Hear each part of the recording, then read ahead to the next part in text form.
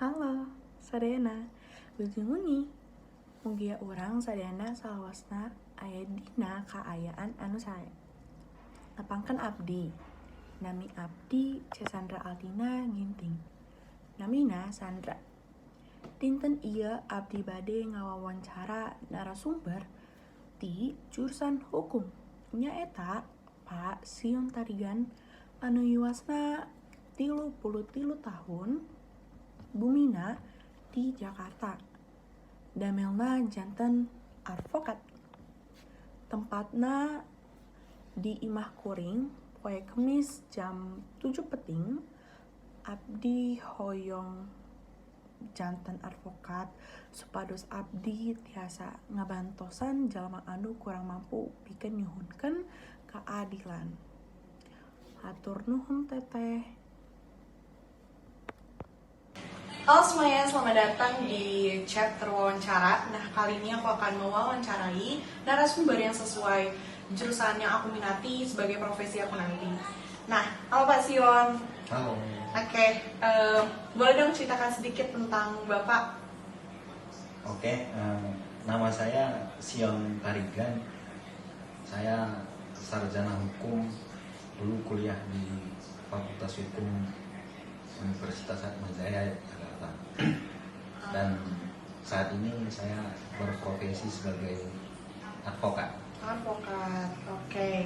Nah, kalau boleh tahu Bapak bekerja sebagai advokat, kerja di mana Pak? Saya berprofesi sebagai advokat, bekerja di kantor hukum Sugeng Teguh Santoso. Oh, oke.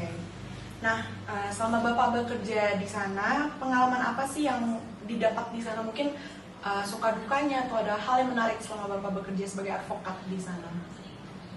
Salah satu hal yang menarik bekerja di bidang advokat adalah kita bisa membantu masyarakat-masyarakat yang kurang mampu yang menghadapi permasalahan hukum, baik itu permasalahan hukum yang dihadapi secara horizontal maupun vertikal. Maksud dari secara horizontal dan vertikal itu gimana Pak? Masyarakat yang kurang mampu misalnya menghadapi masalah hukum dengan sesama masyarakat ataupun dengan pemerintah. Misalnya kalau yang dengan pemerintah itu masyarakat yang korban penggusuran, nah ada hak-hak mereka yang perlu dipertahankan, perlu diperjuangkan. Nah di sana advokat itu bisa membantu masyarakat tersebut dan secara pro bono atau tidak dipungut biaya. Nah kita bisa berperan membantu masyarakat.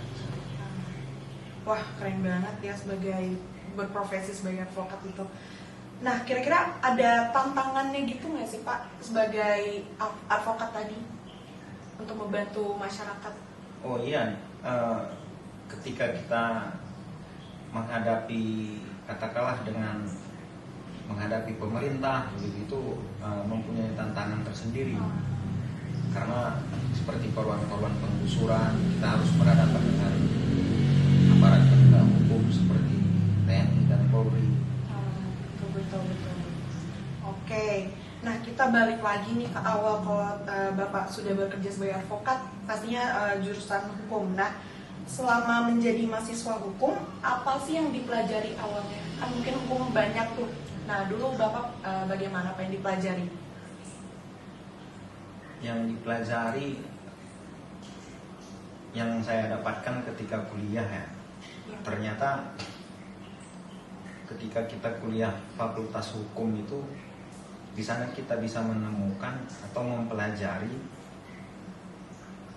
manusia itu diatur oleh norma-norma, baik itu norma-norma agama, norma hukum gitu. Nah, itu kita belajar di Fakultas Hukum dan menemukan itu. Jadi ternyata di dalam kehidupan itu setiap manusia itu, setiap individu diatur oleh hukum yang mengatur. Oke. Oke, betul. Saya setuju sih dengan apa yang Bapak katakan, karena emang dari dulu juga kita udah belajar PPKN di mana norma-norma itu harus kita lakukan. Nah, Bapak, kita kembali lagi, kalau tadi Bapak bilang Bapak sudah memang bekerja sebagai advokat, sudah berapa lama bekerja sebagai advokat? Saya bekerja di bidang hukumnya sejak tahun 2012.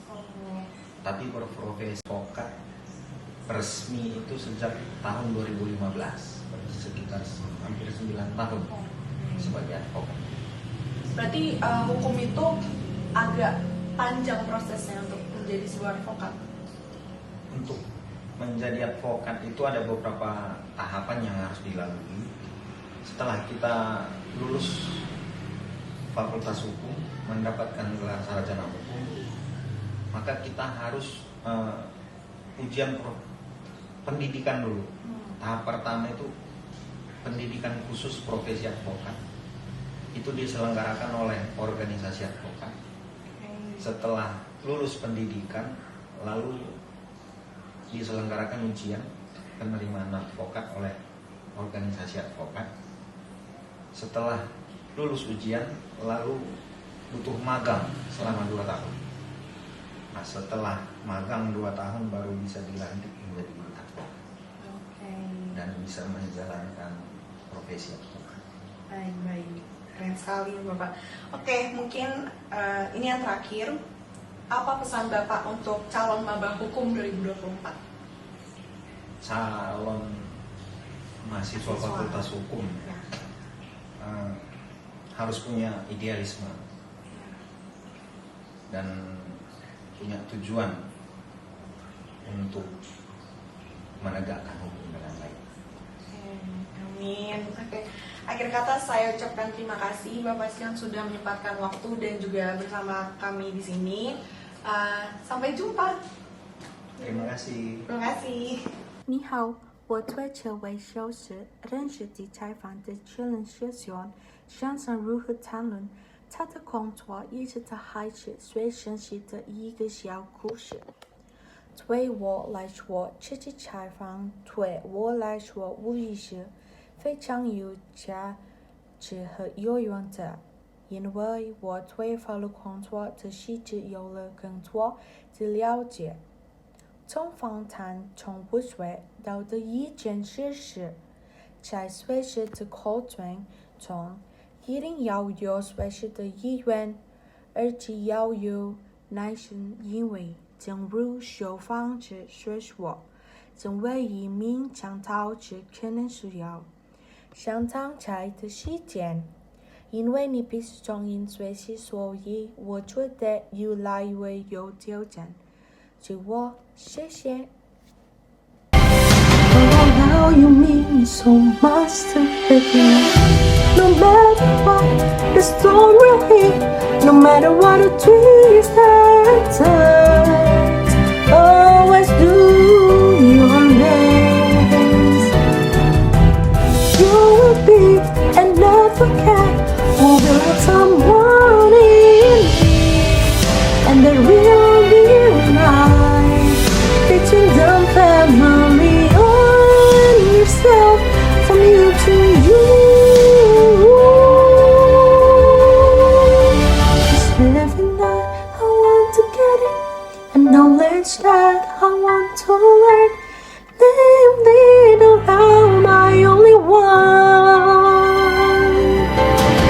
Now it's over for us to act in love, to pay the peace, to luminous and heaven. My dream is joy, cannot reach you well.